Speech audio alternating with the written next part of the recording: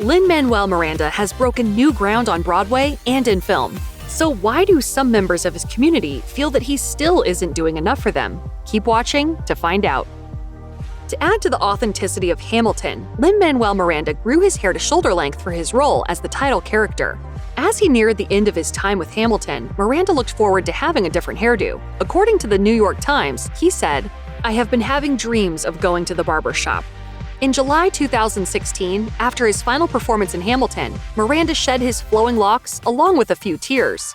According to his father, who tweeted a photo of the stage actor getting a haircut. Once the cut was complete, Miranda shared a photo of his chopped hair along with a line from Hamilton, "Teach him how to say goodbye." Miranda told People that while he was happy to have his haircut, his wife wasn't as thrilled. "My wife misses my ponytail. She was like, oh, I have a new husband for a couple of years. Less people recognize me with the short hair. Hence, I love the short hair. I like the 30 minutes a day I save on looking for hair ties." Since then, though, fans have closely watched Miranda's public appearances to see if his hair might provide any clues for a possible comeback. For example, his hair was pulled back in a man bun during a TV interview in 2021, immediately leading to rumors that he was growing his hair out to play Alexander Hamilton again. Part of Lin-Manuel Miranda's entertainment universe has been his collection of tweets with words of encouragement. For example, one tweet read, "Good morning. Your mind is your home and no one else's. Furnish it as you wish. Set the temp so you're comfortable." Miranda's happy thoughts usually start off with the words good morning or good night. During an interview on The Late Show with Stephen Colbert, Miranda revealed the origin of his idea. "I started saying good morning and good night on Twitter in 2011, just as a way of keeping myself honest and keeping myself from being on it 24 hours a day." Going one step further, Miranda decided to compile his daily tweets in a complete book called Good Morning, Good Night, Little Pep Talks for Me and You. This collection of quotes is likely available at his bookstore in NYC. In partnership with the director of Hamilton and a couple other colleagues, Miranda bought a bookstore to give the neighborhood a creative space, especially with the arts in mind. He told the New York Times, "My hope is that we can continue to be a hub for the theater community. I don't expect we'll make a great fortune, but I hope with the coffee we'll break even." Even if his bookstore doesn't make any money, Miranda is doing okay for himself.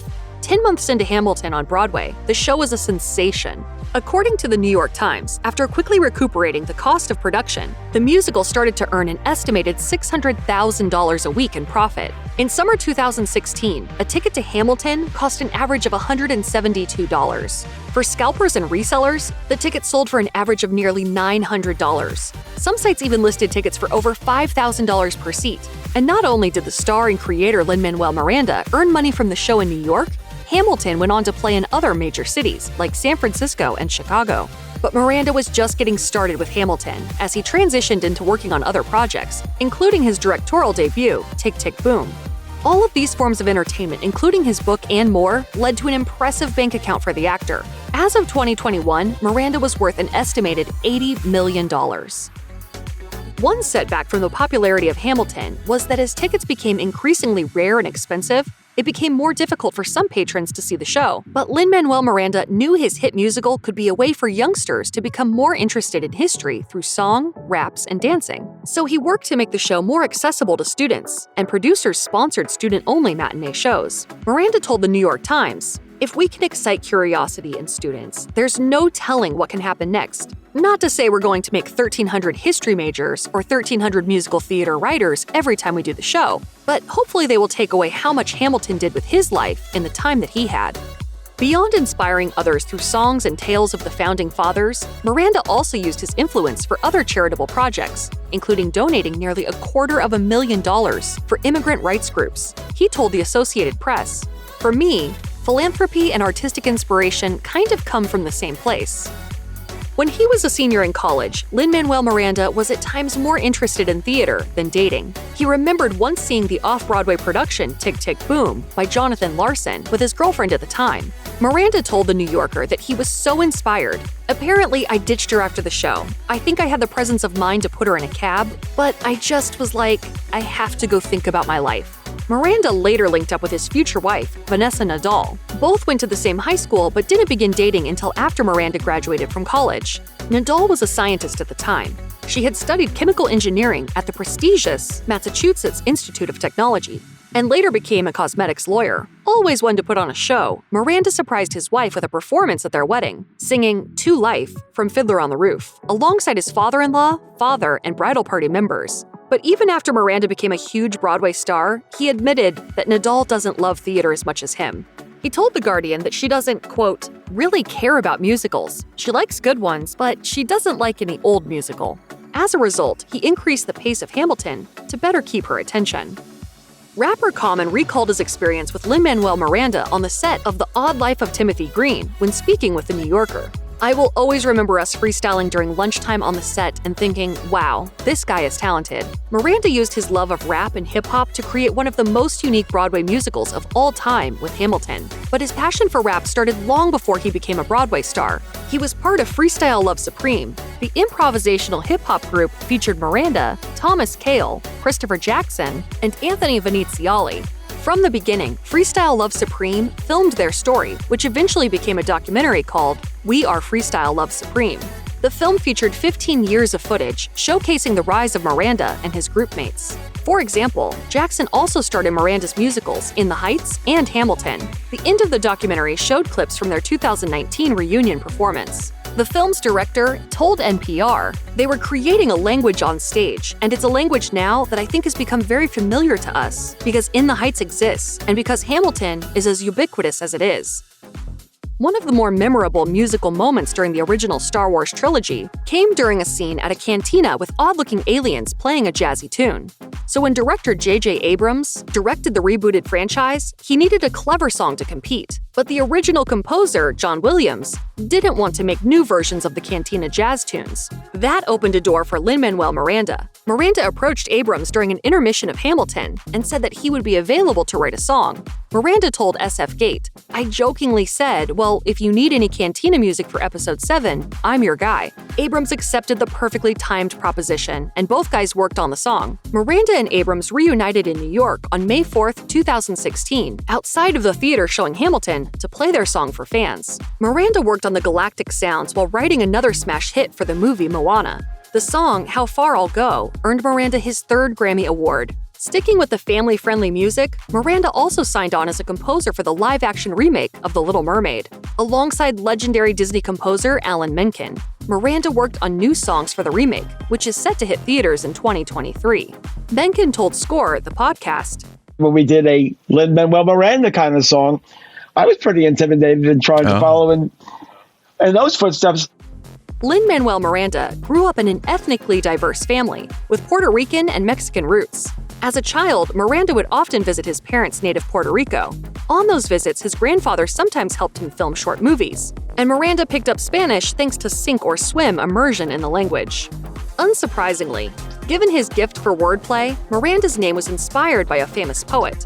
He shared a photo on Twitter revealing that his first name came from José Manuel Torres Santiago's poem, Nana Roja para mi hijo, Lin-Manuel. The poet even wrote a note to the young Miranda in 1993. Growing up, Lin-Manuel Miranda enjoyed watching TV sitcoms, including Family Ties and more serious series such as NYPD Blue, with his parents. For music, Miranda listened to old-school hip-hop, including the Beastie Boys and Run DMC, thanks to his older sister. As for movies, Miranda devoured action films starring Arnold Schwarzenegger and Steven Seagal. One reason Miranda loved these action films was for the stunts. He told Playbill, I actually wanted to be a stuntman when I was a kid, before I discovered my aversion to anything remotely dangerous. But of course, he also grew up going to Broadway shows. The first musical he ever saw was Les Miserables in 1987, and it moved him to tears even as a child. He told Parade, I was also jealous that there was a little kid on stage and thinking, wait, how do you get that job in theater? Following the success of his musical In the Heights, Lin-Manuel Miranda expanded his reach in entertainment by joining the medical drama House. An executive producer from the TV show reached out to Manuel as a fan of In the Heights and wrote a character specifically for the actor. In the series, Miranda played the title character's roommate at a psychiatric ward. The show's star Hugh Laurie said Miranda's role was the, quote, Tigger to his Eeyore, as Miranda relayed to Playbill. While filming the show, Miranda was also working on what would become Hamilton the Musical. After reading a biography of the founding father on vacation, Miranda wanted to turn the story into a hip-hop album. In Hamilton the Revolution, Miranda recalled that Lori actually gave him a key idea for the musical over drinks. "I told him I wanted to write a breakup letter from King George to the colonies. Without blinking, he improv'd at me. 'Aw, you'll be back,' wagging his finger. I laughed and filed it away. Thanks you, Lori." This discussion ultimately turned into the song "You'll Be Back" in Hamilton, and the song itself came back for the movie adaptation of In the Heights, where viewers can briefly hear "You'll Be Back" playing as phone on hold music in one scene. Director John M. Chu told The Wrap, "That was indeed a Lin idea, and we wanted to make it a Muzak version. It's all part of the Lin-Matic universe." According to Lin-Manuel Miranda, he wrote his first musical as a 16-year-old. The writer shared on Twitter that his first story, quote, involved a dissected fetal pig rising up for revenge. Though the tale didn't make it to Broadway, it seems to have kickstarted Miranda's love for creating stories set to music. In his primary education, Miranda became more and more interested in writing and composing. Then, Miranda became even more serious about creating something memorable while attending Wesleyan University. He told Parade, "I remember thinking that I really had to leave with more than a degree. I watched my parents struggle to pay for my sister's education, and was keenly aware that my dad suddenly had 3 new jobs when I entered school." Miranda's drive paid off, and by the time he was a sophomore, he had penned the initial draft of In the Heights. The actor then finished his breakthrough hit after graduating from college. He said, "It's as simple and as complicated as writing what you know." For Hamilton, Miranda didn't know right away that it would become one of the biggest hits on Broadway. It started as a single song in collaboration with the director, Thomas Kail, who also directed In the Heights. Kail reportedly encouraged Miranda to run with the historical theme, which then became a 10-track mixtape and eventually a celebrated 46-song musical, per The Guardian. Lin-Manuel Miranda grew up around politics, thanks to his father, Luis Miranda. The senior Miranda was a community activist turned political consultant, according to the New York Times. Lin-Manuel remembered his dad working on political campaigns and therefore understood the process. But as a result, Lin-Manuel had no intention of following in his father's footsteps. He told PBS, quote, "That's not interesting to me. The world had other plans," and Lin-Manuel reluctantly became a political figure. As a result of the devastating Hurricane Maria in Puerto Rico, Lin-Manuel was vocal to Congress, asking for aid to those impacted on the island. Though he was proud of his Puerto Rican heritage and used his power to help others, Lin-Manuel's opinions didn't always go over well. In fact, the Hamilton star found himself involved in a political scandal. He and Luis both publicly supported Promesa, a 2016 act passed by the U.S. Congress to renegotiate Puerto Rico's debt. Due to the success of Hamilton, Miranda wanted to bring the musical to Puerto Rico. With himself playing the lead role, the star planned to open the show at the University of Puerto Rico. But some people in Puerto Rico considered the act a form of colonialism, and Miranda was eventually forced to move the production from the university to the Fine Arts Center in San Juan.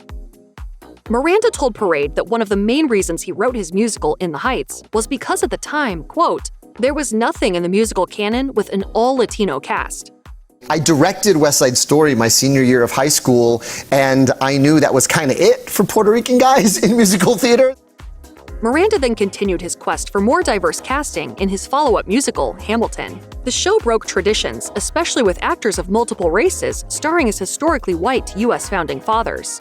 Yet, despite all of Miranda's efforts to expand diversity and provide greater opportunities for Latino performers on and off Broadway, after the release of the film adaptation of In the Heights, Miranda and those responsible for the film were still criticized for underrepresenting Afro-Latinos in the casting process. In response to criticisms, the movie's director, John M. Chu, said, "When we were looking at the cast, we tried to get the people who were best for those roles.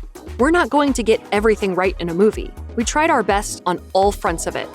Miranda posted an apology on Twitter, which read in part, "I started writing In the Heights because I didn't feel seen. And over the past 20 years, all I wanted was for us, all of us, to feel seen. In trying to paint a mosaic of this community, we fell short. I'm truly sorry." He also addressed the issue in an interview for The New Yorker. He said about general critiques of exclusion, "Every time you make a frame, people are going to point out what's not in the frame. And you go and you make the next thing. That's all that you can do. Keep your head down and keep making." Lin-Manuel Miranda has 2 children with his wife, Vanessa Nadal. The oldest boy is Sebastian, and 3 years younger is the second boy, Francisco. Their parents work hard to keep them out of the spotlight, while they work hard keeping their famous dad down to earth. Miranda told Parade, "It's interesting to see what their brains have picked up. The other day, my 6-year-old son told me that one of my songs was too long." They are the greatest beta testers in the world. But the critiques don't faze Miranda. Family is important to the actor, and the entire Miranda family often visits his parents and in-laws, which is easy as many of them live in the same apartment building. He said, "Living close by became incredibly important once Vanessa and I had children. My kids are my #1 priority no matter what I'm doing." Miranda's sons became especially close during restrictions from COVID-19 in 2020. He told People, "They've gotten so close as a result of being cooped up in the house, and it could have gone the other way, but they've actually become very close friends." While he was in the process of creating Hamilton, Miranda had the opportunity to speak with the late Broadway legend, Stephen Sondheim. Reportedly, Sondheim asked Miranda what projects he was working on. Miranda told him, "I'm working on this hip-hop album, like a Jesus Christ Superstar concept album about Alexander Hamilton." Miranda told The New Yorker that Sondheim responded, quote, "No one will expect that from you. That's amazing. Keep writing that." According to Miranda, he would periodically send Sondheim early versions of the songs and other ideas to get feedback from the famous composer. Unsurprisingly, Sondheim loved the music and lyrics that Miranda kept sending. The novelty of using hip-hop in the show particularly delighted Sondheim. Miranda said, "I remember he was really knocked out by Say No to This. That one word of encouragement keeps you going for 2 years. That's fuel." Of course, Hamilton became a hit thanks to Miranda, but the massive success meant that the expectations were sky high to produce another hit. Instead, he followed the advice of movie director Robert Rodriguez, who said that, quote, "The best way to avoid a sophomore slump is to do so much different that no one can tell what your sophomore project is." So far, there's no slump in sight, and we can't wait to see what Miranda does next. Check out one of our newest videos right here. Plus, even more Nicki Swift videos about your favorite stars are coming soon. Subscribe to our YouTube channel and hit the bell so you don't miss a single one.